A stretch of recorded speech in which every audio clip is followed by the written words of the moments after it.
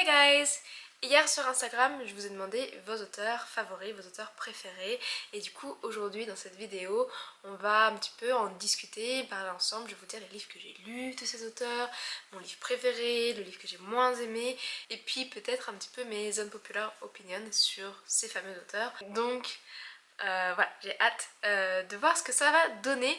C'est vraiment la première fois que je fais cette vidéo basée sur vos retours sur Instagram, donc j'espère que c'est un concept qui va vous plaire. Mais en tout cas moi j'avais hâte de voir un petit peu mes lectures par rapport à vos auteurs préférés. Alors petit disclaimer, je filme cette vidéo, il est assez tard et ça se voit peut-être à mes yeux, mais je suis extrêmement fatiguée. Donc la fatigue risque de prendre le pas sur mes mots à un moment donné, à voir comment ça va se passer quand je vais éditer cette vidéo.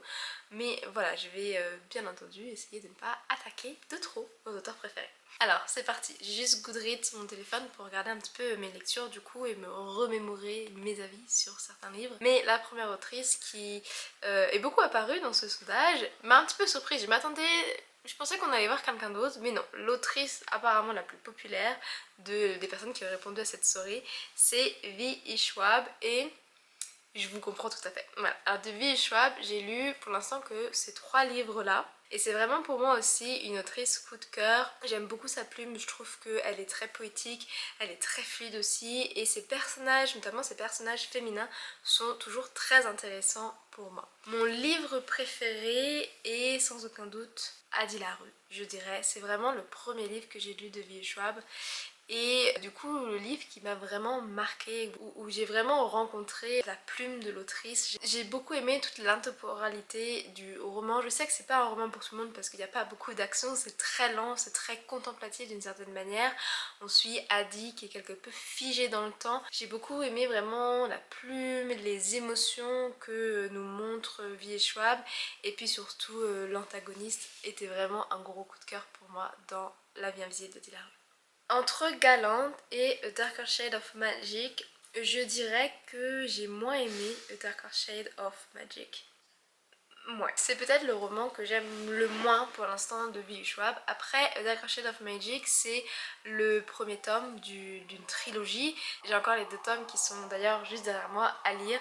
Et je sais que l'autrice ne va pas me décevoir. Et il y a la police dehors, je sais pas si vous entendez. Mais du coup je sais que V.E. Schwab ne va pas me décevoir sur la suite. C'est juste que ce premier tome, voilà, par rapport à Galant et à La vie invisible de la rue, pour moi, The Darker Shade of Magic a été moins poignant, moins coup de poing. Ok, voilà, je sais pas si c'est les livres que vous avez lus de V.E. Schwab, si vous êtes d'accord avec moi ou pas. Mais je sais que la prochaine autrice, c'est là où on va un petit peu être en désaccord, justement. Et ça, c'est Sarah J. Maas. C'est d'ailleurs, je pense, ouais, c'est le seul auteur ou autrice de cette vidéo, ça va être le cas. C'est l'autrice pour lequel j'ai lu le plus de son œuvre. Il me manque un livre de Sarah J. Maas et c'est le dernier tome de Crescent City, le dernier tome publié à ce jour. Mais du coup, j'ai lu toute la saga Akotar, toute la saga Throne of Glass et les 2 premiers tomes de Crescent City. Si vous me suivez sur Instagram et sur cette chaîne YouTube, vous savez que j'ai ces derniers mois une relation un petit peu houleuse avec Sarah J. Maas. Alors ça n'a rien à voir avec les discussions qu'il y a autour de l'autrice en tant que personne même. Moi je regarde plutôt la plume, sa saga, ses personnages et ses intrigues. Et ce qui se passe avec Crescent City en ce moment, ça m'agace un tout petit peu. Le fait qu'on a apparemment, spoiler ou pas, je ne sais pas pour vous, mais un crossover entre Akota et Crescent City. Je vous avoue que je l'ai très très mal pris et du coup c'est pour ça que je n'ai pas encore lu le tome 3 de Crescent City. Aussi, une autre raison pour laquelle j'ai pas voulu lire la suite pour l'instant de Crescent City, c'est que cette saga, c'est la saga que j'aime le moins de Sarah J. Maas. Si on rank les sagas Sarah J. Maas, ma préférée c'est Throne of Glass. C'est une pépite. Throne of Glass c'est vraiment une pépite et mon tome préféré sans aucune hésitation c'est Empire of Storms, le tome 6 qui est une grosse brique comme ça mais que j'ai juste lu, je pense Je pense que j'ai lu le tome en une journée, j'étais vraiment accrochée à ce tome et je l'ai dévoré. Donc c'est pour sûr mon tome préféré de Throne of Glass et peut-être même mon tome préféré de Sarah J. Maas. Après Throne of Glass, c'est ACOTAR que j'aime beaucoup. ACOTAR, c'est la série qui m'a fait découvrir l'univers de Sarah J. Maas et ça reste une série doudou, même si je pense que si c'est une série que je relis, je vais avoir quelques difficultés avec certains personnages et certains tropes, certaines situations avec Fer notamment. Voilà, il y a quand même des settings un petit peu bizarres. On met quand même une fille absolument pas armée, absolument pas capable de se défendre et soudainement elle se retrouve dans une arène. Voilà, il y a quand même quelques petites questions. Tout dans la plupart des sagas, à part Crescent City je pense, de Sarah J. Maas, le personnage principal a vécu des horreurs très tôt, très jeune. Je pense à Keleana dans Throne of Glass où c'est clairement le cas, elle a 16 ans dans le premier tome. Et elle a déjà eu une vie que personne ne voudrait avoir quoi. Donc voilà, je pense que si je relirais ACOTAR aujourd'hui, j'aurais peut-être des petites difficultés d'intrigue et de situation avec certains personnages. Mais ça reste la première saga que j'ai lue de l'autrice et du coup, dans mon esprit, ça reste encore une saga doudou. Par contre, Crescent City, on va pas trop s'étaler dessus, mais c'est définitivement la série que j'aime le moins de l'autrice, avec pour tome le plus détesté, le second tome de Crescent City. Voilà. Désolée pour les fans, mais oui, ce tome n'est vraiment pas passé pour moi et m'a un petit peu mis en froid avec l'univers de Sarah J. Maas, définitivement. Je sais pas si je continuerai avec Crescent City. Je sais beaucoup d'entre vous sur Instagram ont eu des retours super positifs sur ce troisième tome, mais j'ai juste peur d'être déçue et du coup je ne sais pas encore si je vais continuer cette saga. J'ai réussi à être concise, je trouve, sur Sarah J. Maas, c'est plutôt pas mal. Alors, l'auteur qui suit, je m'attendais absolument pas à le trouver dans ce sondage et c'est David Fuenquinos qui a écrit beaucoup de livres mais dont j'ai uniquement lu La Délicatesse.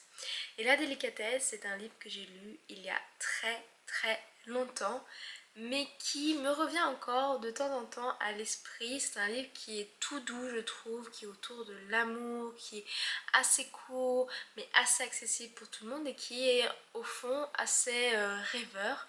Et si vous n'avez pas lu le livre ou si vous ne voulez pas le livre parce que ce n'est pas forcément un style d'écriture qui vous convient, eh bien j'ai trouvé que le film était assez proche du roman et en plus c'est Audrey Tautou qui joue l'actrice principale et c'est une pépite.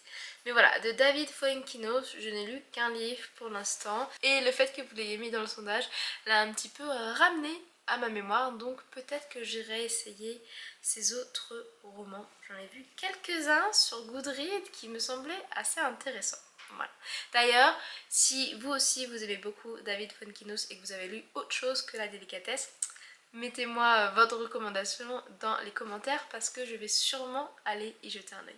Ah, le truc qui suit, vous en avez beaucoup entendu parler sur mes réseaux livresques et c'est sans aucune surprise cette déesse du roman historique et d'urban fantasy qu'est pour moi Deborah Harkness. Voilà, et de Deborah Harkness j'ai lu, il me semble que c'est d'ailleurs le seul livre qu'elle a écrit, c'est-à-dire la trilogie All Souls en anglais ou en français, le livre des sortilèges perdus. J'ai lu et je ne fais qu'en parler depuis toute la trilogie en début d'année. Enfin j'ai lu le tome 2, le tome 1 l'année dernière et j'ai fini tome 2 et 3 en début d'année et c'est juste une pépite. Et voilà, c'est gros coup de cœur 2024 sans aucun doute. Quel est le tome que j'ai le plus préféré? Je dirais le tome 2. J'ai beaucoup aimé le tome 2. Ce qui est assez normal je trouve dans une trilogie. Le tome 1, on met l'histoire en place, c'est un petit peu lent, on rencontre les personnages, on essaie de comprendre comment l'univers fonctionne, quelle est l'intrigue, Puis c'est un univers assez complexe parce qu'on a plein de créatures différentes, on a de la politique en jeu, on a des vampires qui sont millénaires, donc on a aussi toutes leurs histoires personnelles et familiales qui impactent la géopolitique des sorcières et des démons, bref, ça se met en place. Le tome 3, c'est vraiment la résolution, tout ce qui a été découvert dans les tomes précédemment commence à s'interlier, on connecte les points et on commence à mettre en place la stratégie pour résoudre le problème et vaincre les méchants. Le tome 2, Le tome 2 c'était juste un petit peu comme une cosy romance fantasy, mais en même temps un roman d'espionnage, voire d'enquête. Bref, le tome 2 c'était pour moi une pépite. C'est celui qui était le plus amusant, le plus intéressant, le plus intriguant et où on en apprend énormément sur Mathieu de Clermont qui, désolée Diana, mais Mathieu de Clermont c'est mon personnage préféré et le personnage principal pour moi de cette trilogie. Voilà. D'ailleurs, pour mon anniversaire, j'ai reçu ce petit livre et ça c'est le tome 4, c'est pas la suite, c'est un petit spin-off sur un autre vampire, un autre personnage secondaire que j'aime beaucoup, Marcus de Clermont.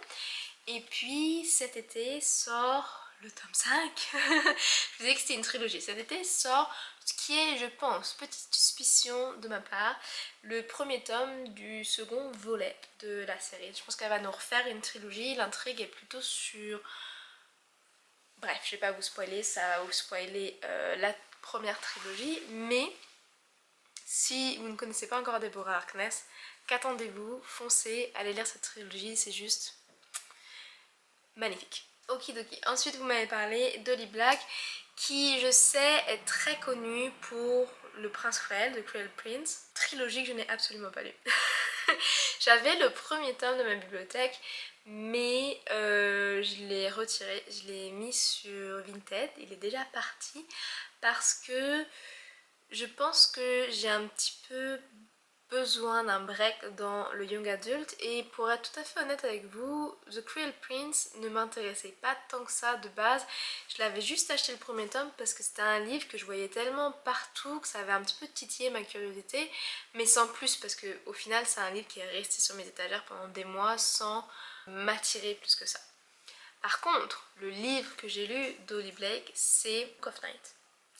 Book of Night. Et là on est sur une duologie parce qu'il y a un tome 2 qui sort prochainement, mais on est sur une duologie quelque peu gothique avec de la magie noire, c'est très sombre, c'est un univers très gris, très sombre et c'est un livre qui m'a beaucoup plu. On est un petit peu plus sur de la fantasy adulte, il y a une histoire quand même de marionnettes, de magie qui permettent de contrôler des personnes. Bref, c'était super intéressant. On termine ce roman sur un tel cliffhanger, ce n'est absolument pas possible et j'attends avec impatience qu'Illumy Crate annonce le deuxième tome de cette duologie parce que mon premier tome est aux éditions Illumy Crate, donc j'attends. Je crois que le deuxième tome n'est pas encore sorti de toute façon, donc dans tous les cas je suis coincée. Mais c'est voilà le livre d'Holly Blake que j'ai lu et que j'adore et que je vous recommande si vous aimez de la fantasy un petit peu plus dark.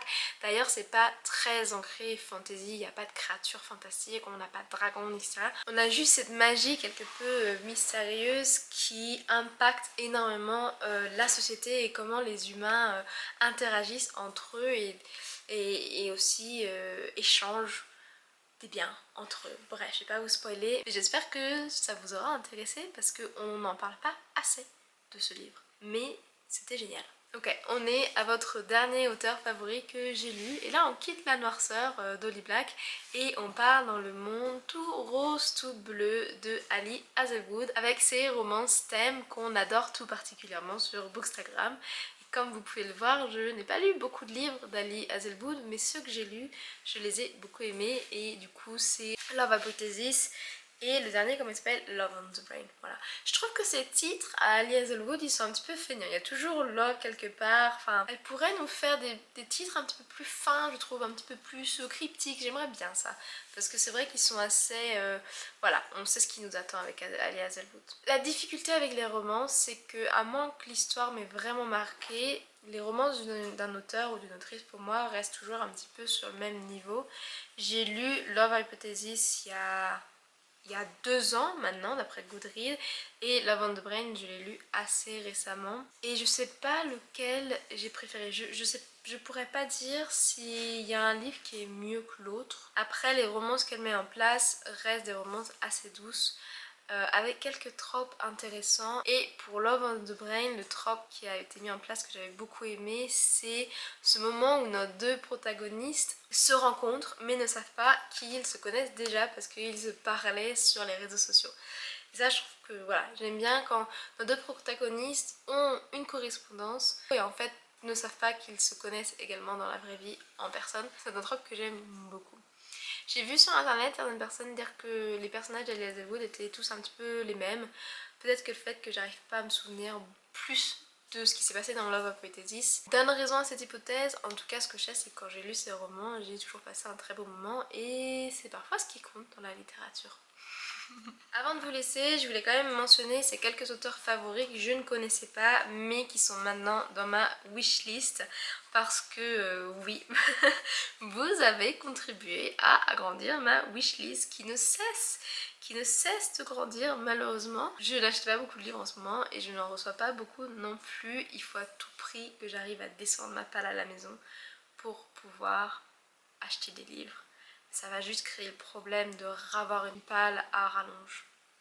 La problématique d'une lectrice. Donc, les livres qui m'ont intéressé des auteurs que vous avez mentionnés. On a Jean-Philippe Jaworski et le livre qui m'intéresse, et je crois que c'est le premier tome d'une série, c'est Même pas mort, qui est le premier tome de la série Roi du Monde. Et c'est atterri dans ma wishlist juste à cause de ça, à cause de Roi du Monde qui me fait penser à la célèbre chanson. Et du coup ça m'a titillé, donc on verra si j'arrive à me le procurer. Ensuite, je vous ai parlé de David Fuenquinos. Un des livres que j'ai envie d'essayer de lui, c'est Vers la beauté. Je ne sais pas si vous avez lu ce livre, dites-moi ce que vous en avez pensé ou si vous conseillez de lire un autre livre de cet auteur avant. On a aussi mentionné Bernard Werber et... assez ironiquement, Bernard Werber, c'est un auteur de thrillers. C'est des thrillers qu'il écrit. Bref, c'est un auteur que je vois beaucoup, assez souvent, et qui est peut-être un des auteurs les plus lus dans le train, les transports en commun. Bref, c'est un auteur qui revient beaucoup quand je me balade en ville. Et c'est un auteur, ironiquement, que je n'ai absolument pas lu. Jamais. Donc, j'ai mis dans ma wishlist Les Fourmis, le premier tome de la saga des fourmis. J'ai choisi ce livre parce que je me souviens que ma petite soeur le lisait il y a quelques mois et elle dévorait ce roman. Et c'est un roman assez conséquent, donc je me dis que si elle le dévorait, ça doit être assez intéressant. Voilà. Et enfin, le dernier ajout dans ma wishlist, grâce à vous, ou à cause de vous, c'est Starter Villain de John Scalzi. Là, ce qui m'a aidé à choisir, c'est la couverture que je vous mets ici. On a quand même un chat dans un costard cravate, c'est juste parfait quoi. Non, je rigole, ce qui m'a beaucoup intéressée, c'est cette idée de méchant où en fait notre personnage principal va hériter d'une entreprise, d'un business de super vilain. Et juste ça, juste cette première phrase dans le résumé Goodreads a titillé mon intérêt, donc voilà pourquoi il est dans ma wishlist. Et d'ailleurs, je vois que je ne suis pas la seule dans mes amis Goodreads à vouloir le lire aussi, donc peut-être qu'on fera une petite LC. Voilà, du coup c'était vos auteurs favoris avec mon opinion dessus. On n'a pas forcément les mêmes goûts pour l'instant sur Bookstagram, on n'a pas l'air de lire autant la même chose que ce que je pensais. Du coup c'est plutôt pas mal parce que ça veut dire que je vous apporte de la vérité et vice versa.